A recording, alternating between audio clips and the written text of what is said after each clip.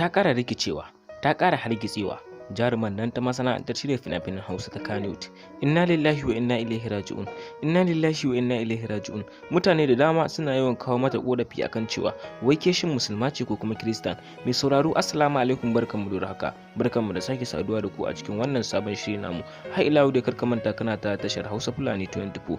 Idan wannan shine farkon ziyarar ka wannan tashar ta mai albarka, karka manta ka wuce ka fara danna mana subscribe. Sannan ka taba mana alamar ƙarar sanarwa, kana kai mana like, sannan kai mana comment domin jin ra'ayin bakinka. Muna so ka biyo mu har ƙarshen wannan bidiyo domin sanin me muka to muku da shi a yau.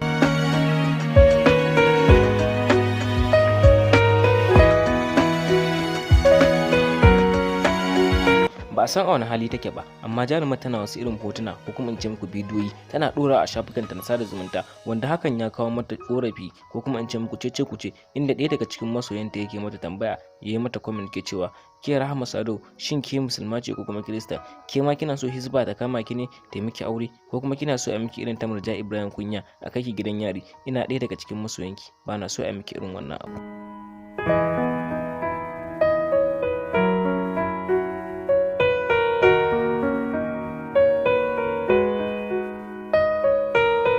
Wata kuma ta yi mata comment da cewa shin sarki mai Kannywood ya ga irin wayannan abubuwan da kike yi ko kuma dai bai gani ba? Da a ce ya gani, na san ba zai banki ba, domin kamar ma shi za a ce shi ya kawo ki masana'antar shirya fina-finan Hausa ta Kannywood har kike suna kike irin wayannan abubuwa. Ya kamata a ce ki san kin girma, ko kuma in ce miki ki san ke musulma ce, ki waye. Abinda masoyanta suka dinga faɗa mata kenan. To idan har masoyanta za su faɗa mata haka ta ƙi yadda, to suwaye za su faɗa mata gaskiya? Mai sauraro, wannan shine rahoton da muka to muku da shi a safiyar yau.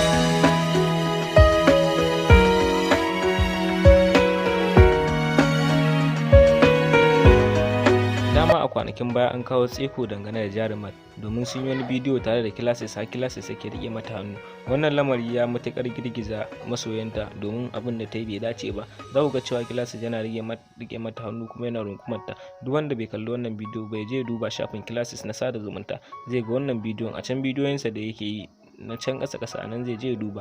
Duka dai ba tare da bata lokaci ba, kuma ba da wani dogon surutu ba. A nan muka kawo muku ƙarshen shirin namu da muke cewa kwaɗu da mu a wani shirin na gaba domin ganin mai zuwa kana. Sannan kar ka manta ka danna subscribe, kana ka taɓa alamar ƙarar sanarwa idan har kai bako ne a wannan tasha ta mai albarka. Sannan kai mana like, kana kai mana comment domin jin ra'ayin bakinka. Mun gode da bamu lokacinka da kai. Wannan jaruma ba abin da zamu iya cewa sai dai mu ce to mu ma dai a haka muka ganta, muna fatan in za ta shiryu Allah ya shirya ta.